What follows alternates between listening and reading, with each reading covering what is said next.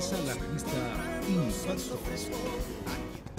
Qué bueno que nos volvemos a encontrar. 5 de junio, Día Mundial del Medio Ambiente. Por supuesto, nadie duda la importancia que tiene preservar nuestro entorno natural. Acompáñenme aproximadamente 45 minutos con temas de actualidad en Cienfuegos. Yo soy Ángel Bermúdez y ya comenzamos.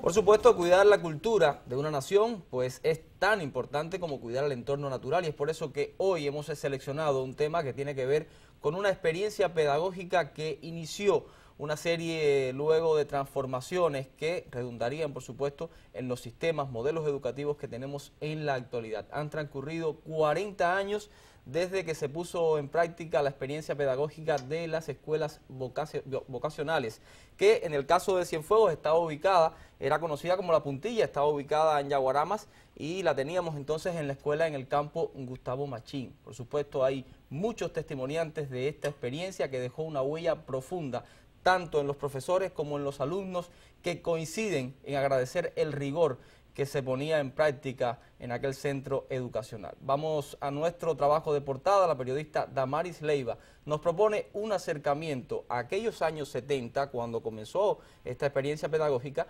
precisamente en la voz de la directora de la escuela vocacional, Gustavo Machín.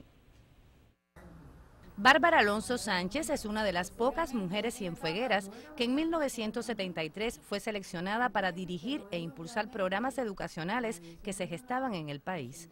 Su labor resultó indispensable en la preparación del contingente pedagógico Manuel Ascunce y en la inauguración de la primera escuela vocacional del territorio sureño, que se nombró Gustavo Machín y fue edificada en las cercanías del Consejo Popular Orquita.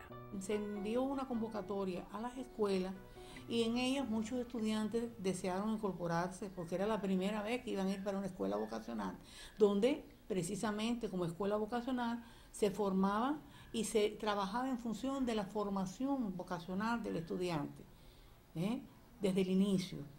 Y entonces comenzábamos en este caso a ver que en ellos había inquietudes, y los padres les motivó también que una escuela de esas características la tuviera nuestra región. Los profesores que formaron el claustro allí en el centro de la escuela vocacional fueron profesores jóvenes dispuestos para participar o trabajar en escuelas en el campo, de manera que sabían que iban a trabajar con estudiantes con promedio determinado. Por ejemplo, el que menos promedio tenía 85 puntos para poder ingresar en la escuela. Entonces, esa formación tenía que hacerse con profesores de verdad preparados, aunque fueran jóvenes. La escuela vocacional recibe la gran parte del contingente aquí en Cienfuegos, en el sentido de que en esa escuela fueron a dar apoyo con carácter pedagógico, como es lógico, daban sus clases, en su formación integral de los estudiantes, en la vinculación de ellos con las actividades productivas, las actividades socialmente útiles. Escogimos, como es lógico, dentro del claustro profesores que realmente apadrinaban, como aquel que dice, podríamos decir, si era un padrino, apadrinaban a esos estudiantes. Y respondieron de tal manera que hoy en día los tenemos como profesores maravillosos, porque tenemos ejemplos de profesores maravillosos en las escuelas, que salieron de ese contingente. Los alumnos que integraron la escuela de séptimo grado eran alumnos con la edad mayor que tenían, eran 11 añitos. Muy pequeñitos. Yo los veía como si fueran mis niños. Yo vivía en la escuela. Mi casa era la escuela. Para mí, esa etapa es la etapa maravillosa, linda de mi etapa como docente. Porque veo el resultado hoy. Cuando veo a mis estudiantes de aquella etapa, los veo en posiciones en las cuales vemos lo útil que son a esta sociedad. Y digo, yo puse mi botica de agua ahí. Mi granito de arena se puso ahí. Y quien dice Bárbara, dice su colectivo de trabajo en ese momento. Yo hay momentos en que me ponía a reflexionar si realmente no estaba siendo demasiado recia con mis estudiantes, pero de verdad después veía cuando ellos, el resultado de su comportamiento, veía que la cosa no era mala, me parece que la cosa funcionaba.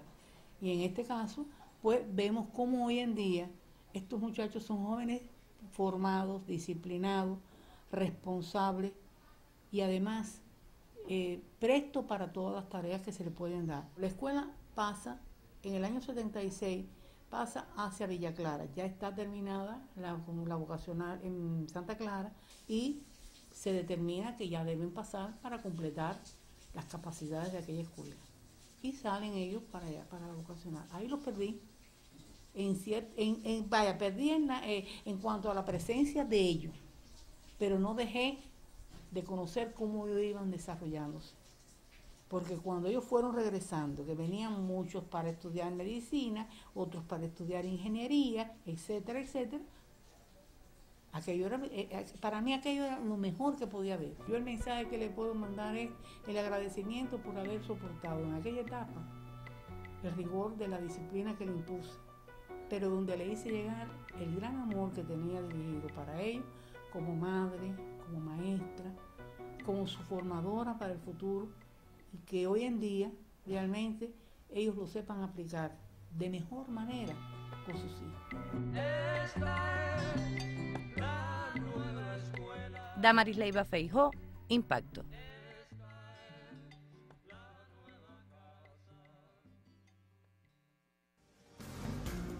Si desea orientarse y estar informado, este es el camino. Revista Impacto, con la visión de la realidad. Bueno, y escuchamos el testimonio de la directora fundadora de la Escuela Vocacional, Gustavo Machín, de Cienfuegos. Y yo quiero conversar ya con otro invitado, también fundador de ese importantísimo centro por el legado que ha tenido en la historia de la educación, no solo en Cienfuegos, sino también en el país. Voy a recibir al máster en Ciencias, Luis Alberto Gradalle, profesor de aquella escuela. Muchísimas gracias por venir, muchísimas gracias por aceptar nuestra invitación. Gracias a ustedes por invitarme y por permitir divulgar esta experiencia tan hermosa en la cual tuve participación. Usted era profesor de matemática en aquel entonces, ¿no? Siempre lo he sido. Siempre lo ha sido, Sigo ¿verdad? siendo. ¿Y pertenecía al destacamento Manuel Ascunces entonces? No, ya yo tenía alguna experiencia, tenía un poco más de edad y fui seleccionado, además de dar clase a los estudiantes de la vocacional, para servir de tutor a los alumnos del destacamento pedagógico que estaban formándose como profesores. Ahora, hábleme un poco del rigor en la preparación del profesor que existía en aquel momento.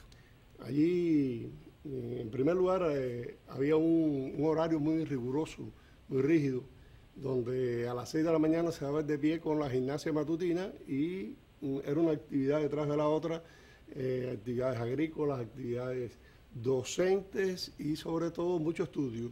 Había horario de estudio nocturno para los alumnos de la vocacional y también horario de estudio nocturno para los alumnos del destacamento pedagógico. Nosotros teníamos que seguir toda una serie de actividades una detrás de la otra y había poco tiempo para reflexionar. Solo era el trabajo y además una disciplina muy rigurosa se nos exigía en todos los sentidos a nosotros y nosotros teníamos que exigirle a los alumnos que tutoreábamos y también a los alumnos de la vocacional. ¿Se veía algún resultado? ¿Se veía un resultado después de tanta exigencia? Es una maravilla porque al pasar el tiempo, tal vez en aquel momento no lo vimos inmediatamente, pero al pasar el tiempo observamos que los resultados que dio aquella escuela, todas aquellas personas, todos aquellos que pasamos por allí, yo era muy joven, cuando aquello tenía alrededor de 20 años, y aquello nos ayudó a formarnos. Pienso que dentro de la historia de la ciudad de Cienfuegos, de la provincia de Cienfuegos, un lugar destacado lo ocupa esa escuela vocacional Gustavo Machín y los que pasamos por allí, eso nos marcó mucho. Hoy vemos, por ejemplo, muchas personalidades de esta provincia, personas que ocupan cargos importantes, fueron precisamente alumnos de esa escuela. Allí el rigor era tremendo, allí el alumno tenía que tener más de 85 puntos de promedio, si perdía ese promedio inmediatamente dejaba de ser alumno de la escuela y a veces nos daba hasta pena con los padres porque el alumno entraba con ese promedio, pero no era tan difícil entrar con ese promedio como mantenerlo. Era una competencia. ¿Usted tuvo que pasar por la situación de comunicarle a un padre que su hijo no podía continuar a la escuela por bajos rendimientos docentes? Personalmente no tuve esa responsabilidad, pero sí recuerdo muchas anécdotas de padres que venían a conversar con los profesores, lamentándose de que el muchacho tiene problemas en matemáticas, está teniendo dificultades, estoy previendo que tal vez tenga alguna, pueda desaprobar matemáticas o bajar el promedio, y eso le puede afectar, y de verdad que daba pena la situación en que se encontraban los padres, pero el rigor era vertical, era desde la dirección de la escuela hasta abajo, y sí, tuve varios alumnos que de un curso para otro dejaban de estar en el aula nuestra y tenían que pasar a otro tipo de enseñanza porque éramos muy rigurosos en eso. Estamos hablando de rigor. Yo no sé si usted sabe que usted es recordado por alumnos de aquella escuela como un profesor muy exigente. Usted lo sabe. Durante la preparación de esta revista hemos conversado con algunos alumnos de aquella escuela y todos coinciden en que usted era un profesor muy exigente. ¿Qué pasaba en su turno de clase con las personas con los alumnos que conversaban, con los que se disociaban, con los que no estaban prestando atención a lo que usted estaba enseñando, impartiendo en ese momento?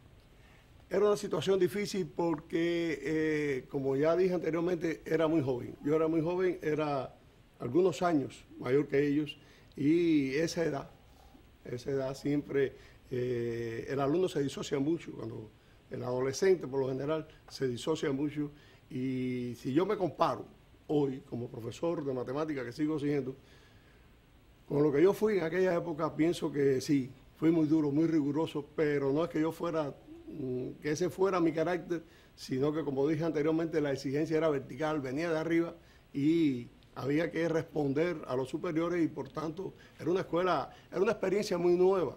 Pensemos que se iniciaba en el país el trabajo con escuelas vocacionales. Cuando se abre Gustavo Machín, la única experiencia que había en el país era la de La Habana, y entonces en provincias no había esa experiencia y teníamos que iniciarla nosotros.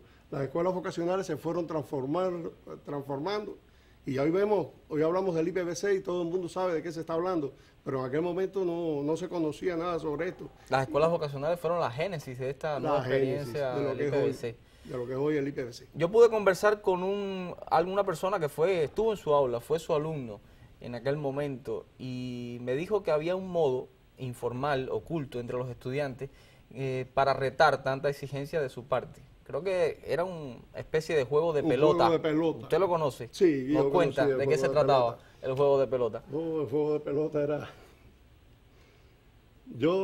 Bueno, esa anécdota pienso que es la que más ha sonado de aquella época, por lo menos en mis oídos, que los alumnos se cambiaban de puesto, hacían 4 bases dentro del aula, las bases eran las esquinas del aula, el pupitre de la esquina se quedaba así, y entonces había equipos de pelota, ellos tenían que rotarse por cada una de las sillas, y entonces cuando lograban dar la vuelta al aula dentro de la clase, es decir, en medio de la explicación del profesor, ellos se paraban y se cambiaban de asiento, y entonces cuando lograban dar la vuelta al aula era un jonrón y entraba una carrera. Y yo me enteré, supe que eso estaba ocurriendo en las aulas, y entonces efectivamente hubo un alumno que se atrevió en mi clase, mientras yo explicaba la matemática, los triángulos, esto, aquello, el hombre sale y entonces, si el profesor lo sorprendiera, y entonces ya no valía la carrera. Y lo sorprendí, y entonces fue una cosa muy cómica, ¿no? Que ellos decían que había dado un desbol porque lo sorprendí, lo alé, lo senté, le dije, no puede ser, no puede jugar aquí. Y hasta ahí llegó el juego de pelota. No, hasta ese fue, yo terminé con el juego de pelota en la escuela vocacional. Bueno, yo creo que ese tipo de ocurrencia se ha mantenido en estudiantes de otras escuelas en generaciones más acá, me parece, tengo también esa impresión. Ahora, después que ha pasado tanto tiempo, más de 40 años, ya forma parte del recuerdo aquella exigencia, forma parte del recuerdo esas ocurrencias de los estudiantes. ¿Cuán profunda es la huella que dejó aquella experiencia pedagógica en usted? No, muy buena, muy buena. Los alumnos aquellos eran magníficos, eran estudiantes que además exigían un rigor dentro de la clase, eran estudiantes que no se quedaban con una duda, que no se les podía explicar algo a media, Y como decía, yo era muy joven, a veces había que prepararse y no solamente prepararme yo, sino preparar a los alumnos que yo tutoriaba, porque había mucha exigencia de parte de ellos, porque además sabían que si en la prueba no tenían más de 85 puntos, tenían que dejar de ser alumnos de la escuela. Y creo que, bueno, esta situación nos obligó a nosotros, a todo el personal que estaba con ellos, a superarnos, a ser mejores, y le agradezco a Bárbara Alonso y le agradezco a todo el colectivo de aquella escuela que me haya ayudado, porque como ya dije, yo era muy joven y realmente tuve que correr para llegar al nivel que se requería allí en aquella escuela. Bueno, pues muchísimas gracias por su testimonio, por haber compartido con nosotros estos minutos en el mayor informativo de Perla Visión. Ahora pasamos a otros temas, porque durante las últimas horas nuestros medios de comunicación han estado reflejando los temas más noticiosos ocurridos en Cienfuegos durante esta semana. Vamos a ver un resumen informativo que ha preparado un equipo de este magazine de noticias. Desde el 1 de junio y hasta el próximo 30 de noviembre se extiende la temporada ciclónica. Se augura que será poco activa, no obstante, especialistas cienfuegueros alertaron sobre los riesgos de este periodo del año. Mientras el programa radial Aquí el Pueblo dedicó su espacio al análisis integral del programa del adulto mayor.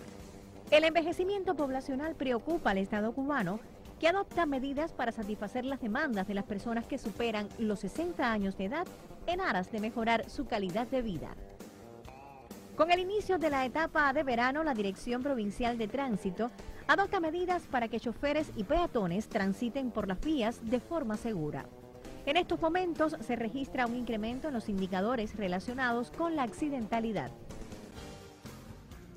El Plan Turquino impulsa el desarrollo de las comunidades en zonas montañosas y estimula importantes actividades económicas como la producción cafetalera.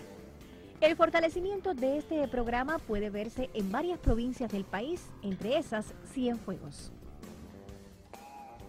En otro momento trascendió que por un mundo libre de humo se pronunciaron los participantes en el acto provincial por el Día Mundial sin Tabaco. El área número 1 de salud en Cienfuegos fue el escenario escogido para recordar la fecha. En ceremonia solemne, 79 estudiantes de la Escuela Militar Camilo Cienfuegos recibieron los títulos de bachilleres. En tanto, el Instituto Preuniversitario Vocacional de Ciencias Exactas Carlos Roloff otorgó la misma condición a 145 jóvenes. También divulgamos que el Museo Fortaleza Nuestra Señora de los Ángeles de Jagua realizó el concurso de la corrida del Pargo, uno de los principales incentivos anuales para los pescadores de la comunidad El Castillo. Pero en esta edición, varias causas restaron lucidez al certamen. Especialistas del Hospital Pediátrico Paquito González Cueto realizaron la primera cirugía de mínimo acceso para eliminar la hiperhidrosis o sudoración en exceso. La intervención quirúrgica se realiza mediante la técnica de cirugía videoasistida. Del deporte fue noticia que un joven arquero del territorio figura en la nómina de reserva para los Juegos Panamericanos de Toronto. Esa especialidad, junto al remo y el atletismo, son las que más deportistas cienfuegueros aportan a las preselecciones nacionales. Y de la cultura se supo que a propósito del evento de patrimonio inmaterial que convoca la Fortaleza Nuestra Señora de los Ángeles de Jagua, se celebró un concurso de comidas marineras. En la competencia participaron pobladores de la comunidad El Castillo, Perché e invitados. En el año 15 de Perla Visión, la revista Impacto le agradece que mantenga la sintonía. Somos los más completos en la información. Nuestro equipo trabaja para que usted se mantenga bien actualizado. Revista Impacto, el mayor informativo de Perla Visión. Bueno, y después de este momento noticioso, yo retomo el tema central de nuestro magazine de noticias. Hemos estado conversando de aquella experiencia pedagógica, las escuelas vocacionales, que influyó en la vida y en la profesión de tantas personas acá en Cienfuegos y en todo el país. Mi siguiente invitado pues procede de aquel centro educativo y ocupa hoy una alta responsabilidad como rector de la Universidad de Cienfuegos. La bienvenida para el doctor en Ciencias, Juan Cogollos. Muchísimas gracias, Cogollos, por acompañarme en este espacio. Muchas gracias. Creo que tú recuerdas bien eso que sucedió con el juego de pelota dentro del aula, ¿no? Porque lo estabas comentando. Sí, aquello fue un desborde. Aquello terminó. ¿Qué sucedió exactamente? El profesor Bueno, no sí, quiso... El profesor le dio tiempo al estudiante que casi estuviese llegando a home y en ese momento lo paró frente al aula, le explicó a todo el grupo cómo era el juego de pelota y le dio un cocotazo. Y se acabó el juego de pelota. Que fue un desborde entonces. Así. Ustedes no jugaron más pelota en el aula. Más nunca se jugó pelota, al menos en las clases de él ni en ninguna otra. Porque no se atrevía. No se atrevía. Ahora, Cogollos, ¿cómo influyó toda esa exigencia desde los profesores, exigencia académica, exigencia también en la disciplina, en la decisión profesional que luego tomaste? Bueno, yo pienso que siempre uno dice que eran otras épocas, aunque los jóvenes éramos los mismos. Yo creo que cambió mucho. La familia apoyaba mucho las decisiones de los jóvenes. Hoy no es tanto así. Hoy la familia trata de decidir por los jóvenes. Yo creo que la primera experiencia importante es que todos los que estábamos ahí decidimos nosotros mismos ir a la escuela vocacional. No era una experiencia que estuviera diseminada, era la primera vez. De hecho, comenzó en el 73. Nosotros comenzamos en el 74, 40 años hace del 74, pero fue en el 74 que la vocacional estuvo con los 3 años. En el 73, el curso 73-74 estuvo todavía en proceso de construcción. Yo creo que el tomar nosotros la decisión de estar ahí influyó muchísimo en la decisión luego futura de nuestras vidas, porque ahí aprendimos a trabajar con nuestras manos. Había una sesión que era trabajo en el campo. Aprendimos a limpiar, a lavar, a hacer todas estas cosas que normalmente uno nunca hace cuando es niño y después deja de hacer. Pero eso combinado con el estudio, con la preparación, con toda la parte cultural, el deporte, nos fue forjando en tener responsabilidad. La exigencia nos fue forjando también otra serie de valores, sobre todo el ser honesto. Era algo que siempre estaba presente en todo, en la dignidad. El que todos tuviéramos que vestirnos igual, el uniforme, no creaba diferencia en función del desempeño económico que tuviera la familia. No existían esas diferencias, allí todos teníamos lo mismo, todos éramos iguales. Y yo creo que eso ha hecho que hoy todavía nos veamos igual, aunque ya tenemos diferencias como tal. Y sobre todo al estar en esos regímenes, es lo mismo que estamos aplicando hoy en la vida cotidiana nuestra, lo que tratamos de aplicar con nuestros hijos, en tener un horario de levantarse, de estudiar, de hacer deporte, de tener cultura.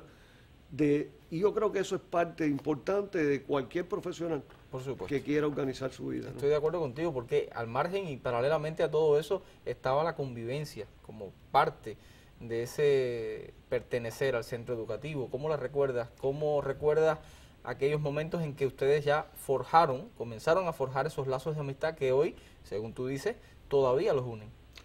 Bueno, imagínate que llegamos todos allí que teníamos 11, 12 años. Tuvimos la pubertad nuestra, transcurrió allí, las primeras novias, los primeros problemas,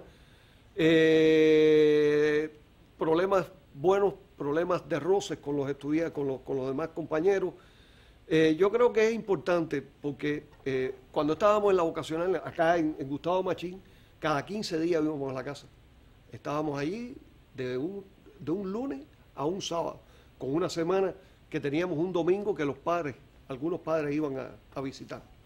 Eso no teníamos más nadie. Si nos enfermábamos eran nuestros compañeros los que nos ayudaban. Allí había una enfermera que solo recetaba aspirina. Sí, una guardia. A veces no era de gran ayuda entonces, ¿no? No era de gran ayuda, pero por lo menos estaba allí. Estaba allí, estaba la familia, había un carro, por supuesto, si se nos enfermaba, pero bueno, estábamos en la puntilla, en lo último de acá de Yaguarama. Yo creo que eso es parte importante, ¿no? Estar al tanto de todo lo que ocurría, de todo lo que conversábamos. De hecho, salíamos de la escuela, veníamos a Pase, y aquí en el Pase nos volvíamos a reunir. La vida nuestra era la misma, en la escuela, fuera de la escuela. se circunscribía siempre a las mismas personas. Y eso yo creo que fue muy importante para todos.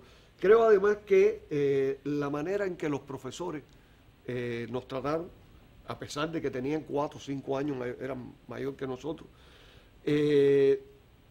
buscaban crear el que nosotros creáramos conocimiento.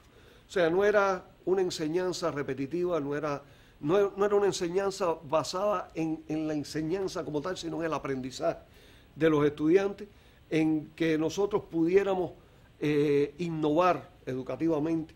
Y, por supuesto, eso era también un reto para ellos. Yo creo que eso también ayudaba muchísimo a que entre todos tuviéramos, de hecho, los juegos que habían en ese entonces eran juegos muy, muy sanos, buscar dónde está tal lugar. Era otra época, no había PlayStation, no había nada de eso. Yo sé que no se puede o no se debe comparar momentos históricos o las personas, el desempeño y el comportamiento de las personas en diferentes momentos históricos, pero me gustaría preguntarte cuánto, después de todas las etapas en cuanto a modelos y sistemas educativos que hemos vivido en Cuba, cuánto de aquellos principios se están aplicando hoy en la educación cubana.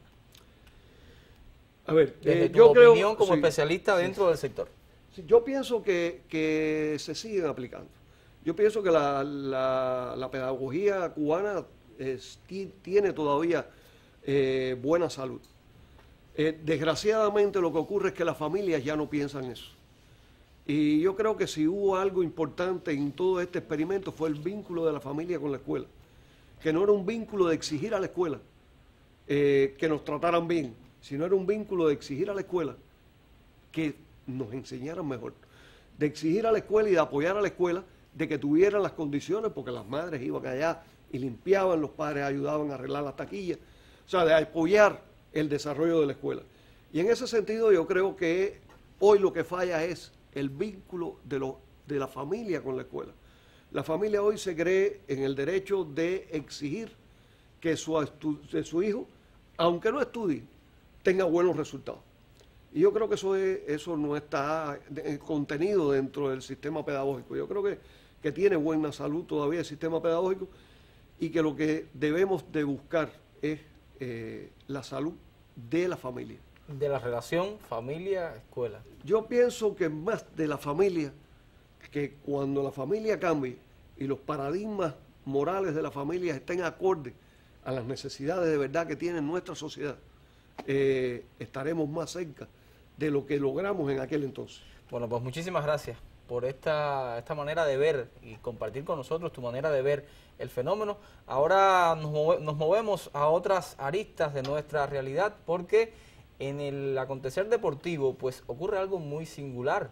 Tiene que ver con una peña de personas de edad avanzada, de la tercera edad, que ha decidido comenzar a aprender a nadar. Vamos a ver los detalles en el siguiente reporte que nos llega, por supuesto, como siempre, desde la iniciativa del periodista Primitivo González. La natación está considerada como la actividad física más completa debido a que pone en movimiento todo el cuerpo humano. En Cienfuegos, la licenciada en Cultura Física y profesora Gisela Pérez consolida el proyecto comunitario en la práctica de este deporte en el adulto mayor. Se me ocurrió la idea de llevarlos a la idea de la natación para que aprendieran a nadar, porque hay veces que llegamos a viejos y no sabemos nadar. La inserción en la perla del sur de la enseñanza de la natación en el programa del adulto mayor, para quienes ya pusieron en práctica las enseñanzas teóricas recibidas en tierra, corroboran sus resultados. Para mí significa mucho, ya que yo soy una de las que tenía miedo al mar, y cuando fui por primera vez a la clase en el mar, perdí el miedo totalmente, que ya sé flotar boca arriba y sé flotar boca abajo sola. Cuando yo fui por primera vez empecé con mucho miedo, pero después que empecé con la profesora ya el miedo se me quitó y entonces empecé con ella y aprendiendo y hasta que ya casi más o menos ya sé nadar. En el colectivo de adultos mayores del Consejo Popular La Barrera de Tulipán tienen diseñado su parámetro evaluativo para tocar la categoría de primer nivel. Si no aprendes natación en la cultura física, no pasas de grado. ¿Cuánta sabiduría y experiencia acumulada hay detrás de este concepto para quienes definen la actividad física, bienestar y salud? Eso es un ejercicio general para todo el cuerpo. Ya te digo, yo no tengo nada. Pastillas, ya le di el de baja a las pastillas y ahora es ejercicio. Y invito a los hombres, que es muy poco, aquí no hay nada más, Yo los invito a que se incorporen, porque esto le hace falta a todos los compañeros, a todos los adultos mayores, le hace mucha falta. La experiencia puesta en práctica en Cienfuegos y otros territorios son útiles para un país donde casi el 20% de su población son adultos mayores. Primitivo González, Impacto. Óigame, pues esta experiencia es un ejemplo fehaciente de que no hay edad para comenzar a hacer realidad nuestros sueños, nuestros deseos. Ahora volvemos a cambiar de tema. Después de conocer lo que sucede en esta peña, hemos estado hablando de educación y de educadores. Y justamente la periodista Yamilka Borges nos propone acercarnos a una profesora cienfueguera que logra motivar a sus estudiantes de una manera singular. Veamos. Cuentan que es Lourdes una educadora sin precedentes. Los 45 minutos de clase pasan muy rápido con ella. Nosotros tenemos altas expectativas con ella, porque ella siempre llega con algo diferente. Lo que más me asombra a mí y a todos mis compañeros es la memoria que tiene, que se sabe la mayoría de los poemas que están en un libro de texto, que es tan grande, tan extenso. Ella llega al aula y no necesita ni plan de clase ni libro de texto. Ella te dice, ya sabe directamente la página, se sabe el texto, ya sea una prosa o sea un poema, ya se lo sabe de memoria. Vamos a retomar el poema Sueño con claustros de mármol de José Martí, que aparece en la página 101. Yo les voy a ir diciendo el poema y ustedes lo siguen con la vista. Hablo con ellos de noche, están en fila, paseo entre las filas, lloroso mi abrazo a un mármol. Muestra sus habilidades naturales que le permiten reinventar cada día el ejercicio educativo. En el plano profesional me siento muy realizada. Ellos me esperan todas las mañanas con un gesto de cariño, con un gesto de amor, de agrado, porque les declamo, porque siempre les busco algo que memorizo y se los leo con amor, con todo ese detalle que ellos necesitan. Eso es un truco bien interesante porque incita al alumno a leer, que es algo que se ha perdido últimamente. Me parece una memoria, como digo yo, de un tera y pico. Una habilidad que viene desde pequeña. Creo que empezó a desarrollarse en mí desde la infancia. Realmente nunca he sacado la cuenta de cuántos poemas puede que me sepa. Yo pienso que deben oscilar entre los 25 y los 30 poemas. Unido a algunas estrofas también, algunos fragmentos. Un ejemplo de Agdala, un fragmento, de Yugo y Estrella, un fragmento, 2 fragmentos, 3 fragmentos. Nunca me he puesto a inventariar qué cantidad es la que yo memorizo. Lo que sí, lo que me gusta, lo que me agrada, lo que necesito compartir con mis estudiantes y compartirlo también con mis compañeros de trabajo, esto sí, sé atesorarlo. Lourdes, al decir de estos jóvenes, inspira, transforma, motiva. Ella ha logrado que yo retome la lectura. Yo eso lo había perdido. Y ella, como te dije, ella es la abastecedora literaria de nosotros. A cierto punto me ha gustado la asignatura con ella. Cuando el profesor de español llega al aula declamando un poema, buscando lo bello que tiene la literatura, los alumnos se contagian también con esta belleza y aprenden a amar la asignatura.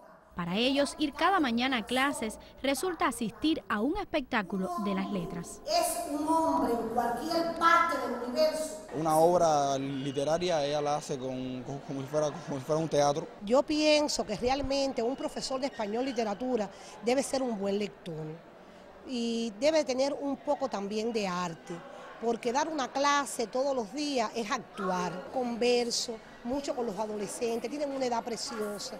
Tienen una edad linda, donde es la etapa de los sueños, de las metas, y me da lástima que esa edad se vaya sin que ellos no puedan enriquecer todo el caudal cultural.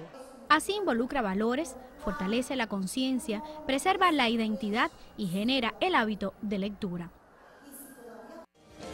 Lo que a usted le satisface, lo que usted quiere saber. Somos actualidad, novedad y mucho más. Revista Impacto. El mayor informativo de Perla Visión.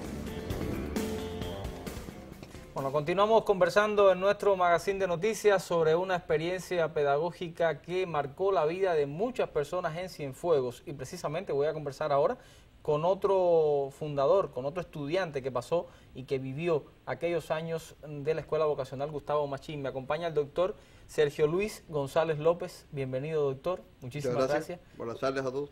Bueno, Yo quería preguntarle, alguien me comentó que usted se le conocía como, o venía siendo como una especie de médico de la familia para sus amigos allá en la escuela. ¿Cómo es esto?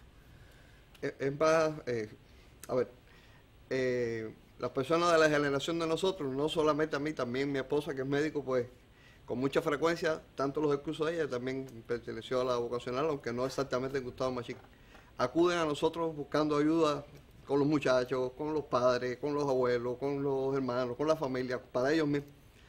Y entonces no es que sea solo yo, es que es la familia de nosotros a la que acuden muchos de ellos. La mayor parte de las veces, afortunadamente, podemos ayudarlos, hay veces que no es posible. Eso deja muy claro. Todavía había uno llamándome hoy a las 2:30 y le dije, óyeme, que me voy para Perlavisión, no puedo atenderte. No podía atenderlo en ese momento, evidentemente. Y eso habla muy bien, o deja muy claro la profundidad, la fortaleza de los lazos de amistad que ustedes crearon en aquel momento, doctor. Sí, eso es una de las cosas más bonitas que tiene el haber convivido tanto tiempo. Yo oí hace un momento al profesor Cogollo, a mi compañero de curso, y veía al profesor Gradey, y hablaban de la experiencia de habernos ido tan temprano. Yo oía a Cogollo decir, aprendimos a lavar, a pasar el trapeador, a guataquear en el campo, una serie de cosas. Y yo me decía, sería realmente bueno habernos ido tan pequeños para allá. Me hubiera gustado repetir esa experiencia. Yo no estoy muy seguro que me hubiese querido ir de nuevo con 11 años o 12 a esa experiencia, ¿no? A becarme y separarme de la familia. Pero lo que no estoy, de lo que sí estoy seguro es que no me arrepiento de haberlo pasado. Por supuesto. No me arrepiento, y una de las cosas que más agradezco haberle pasado esos 6 años en la escuela, primero en las 2 en Gustavo Machín y luego en la Che Guevara de Santa Clara, fueron las relaciones que hicimos entre los suyos, entre los alumnos del mismo año y entre las diferentes generaciones, porque también entre los diferentes cursos tenemos muy buenas relaciones. Y eso realmente lo aprecio mucho. Hemos estado hablando sobre exigencia y, por supuesto, al margen de la valentía que caracteriza a un joven, que caracteriza a todos los jóvenes y sobre todo a los jóvenes que dan ese tipo de paso, que toman esas decisiones de buscar su independencia en un centro como la Escuela Vocacional Gustavo Machín. Bueno, yo quería preguntarle, ¿cuál fue para usted, hablando de la exigencia de los profesores, entre los peores momentos que pasó allí? ¿Cuál de los momentos de mayor exigencia recuerda, quizás, como el peor? Yo en general he sido siempre una persona disciplinada. Es decir, no fui un alumno que tuviesen que llamarle la atención. A mí no fue el que le dieron el cocotazo. ¿Usted no era de los que jugaba pelota en el aula? No, de hecho no me gusta el béisbol. Bueno. De hecho no me gusta y mucho menos hacerlo un... A lo mejor se traumatizó en aquel momento con lo que sucedió en el aula y por eso no le gusta. No, me dejó de gustar mucho antes. Ah, bueno. Pero en la primaria yo siempre digo que en el aula mía los varones terminábamos y a las 4:30 de la tarde todos nos íbamos a jugar pelota. Si yo no iba a jugar pelota, claro, no iba a caer en el grupo de ellos y entonces me iba a jugar, pero no porque me gustara. Entonces yo siempre fui un alumno disciplinado y por lo tanto no recuerdo que fuese un alumno al que tuviesen que llamarle la atención con frecuencia o algo así. Pero mal momentos sí tuve. Es decir, yo no soportaba guataquear en el campo, sencillamente. Esa imagen de los surcos, yo se lo enviaba un mensaje hace unos días al director del programa. Y compañero suyo, además. Sí, no voy a decirle edad porque lo voy a comprometer. Claro. Yo le decía, yo tengo la imagen de aquellos surcos de naranja, sin naranja, que eran aquellas matas de naranja con los ruedos. Y yo al principio de la guadaca, del surco con una guadaca con 12 años, y decía, ¿cómo llego al final? Y entonces, eso para mí fue un mal momento. Eso es decir, aquel campo a punto de mediodía y empezar a llover y los otros, ojalá llueva toda la tarde y descampaba y a las 2 te decían al campo y entonces era además con fango. Yo eso realmente no es que desprecie el campo ni nada por el estilo, pero para mí es que había un problema. Por supuesto, a lo mejor usted no tenía decidido todavía lo que quería hacer, pero sabía que no seguro tenía. Que no era guataquear en los surcos y no tengo nada en contra de eso. Claro. Respeto muchísimo a mis compañeros que lo hacen. Tengo compañeros, ese que me estaba llamando a las 2:30 es campesino, él se graduó de ingeniero pero regresó a la tierra y trabaja en su finca con sus hijos. Y el problema de vocación bien. También, ¿no? Claro. El problema de vocación.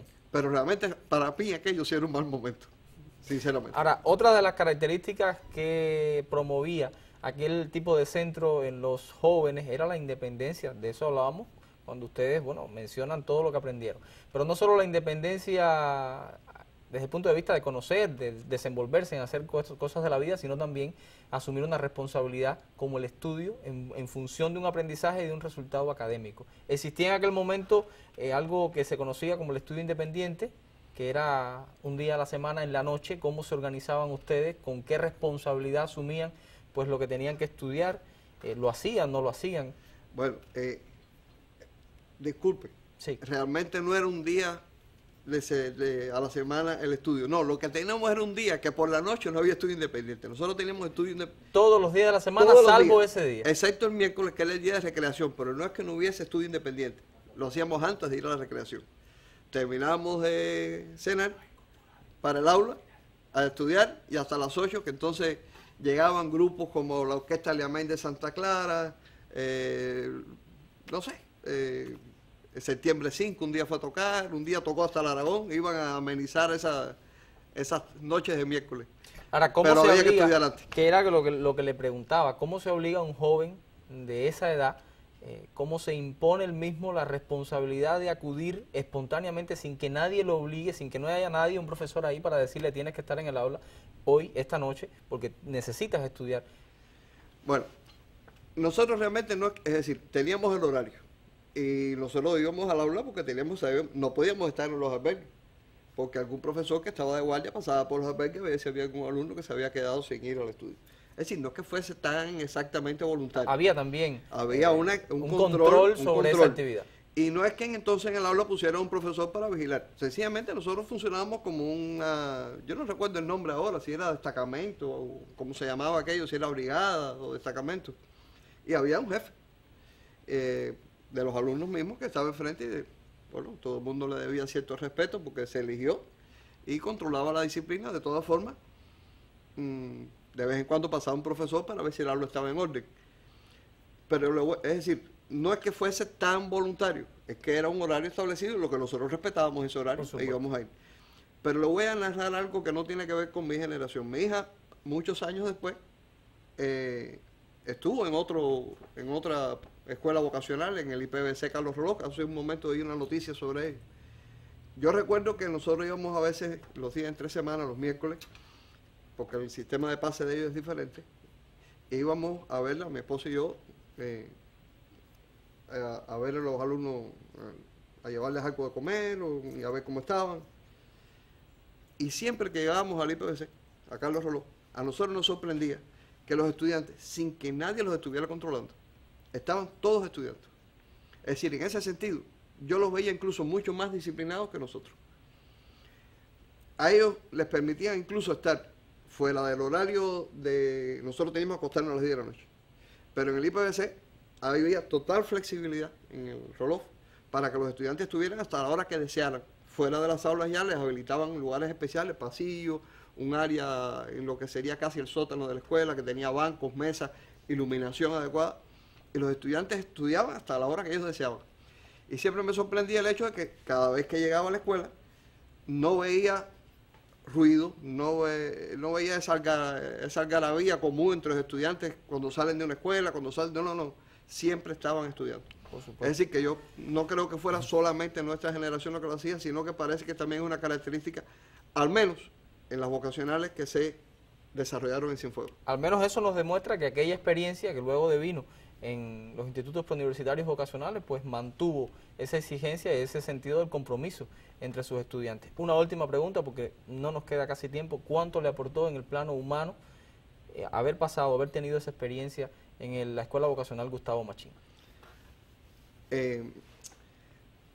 Realmente la vocacional nos preparó para lo que nosotros habíamos decidido ser, o para lo que nosotros decidimos ser en un momento determinado. El rigor académico era muy alto. Sentimos incluso, al menos yo lo veo de esa manera, sentí mucho más rigor en los 2 años que estuve en el Gustavo Machín que en los 4 que pasamos después, cuando se reunieron las 3 vocacionales que había en las provincias de la antigua provincia de la Villa Clara, Santi Espíritu y Cienfuegos, en la Ernesto Che Guevara de Santa Clara. Pero ese rigor realmente nos permitió que una vez que decidiéramos lo que decidimos hacer en la vida, lo hicimos con mucha más facilidad. Y a eso sí se lo agradezco muchísimo. Y eso al final es lo más importante, ese legado. Muchísimas gracias, doctor, por Muchas gracias a acompañarme ustedes. en nuestro espacio. Y así llegamos al final de nuestro magazine de noticias. Por supuesto, la invitación queda en pie para que usted vuelva a acompañarnos el próximo viernes y seguir analizando temas de actualidad de la provincia de Cienfuegos. Pásela bien hasta entonces. Esta es la nueva casa, casa y escuela nueva, como tú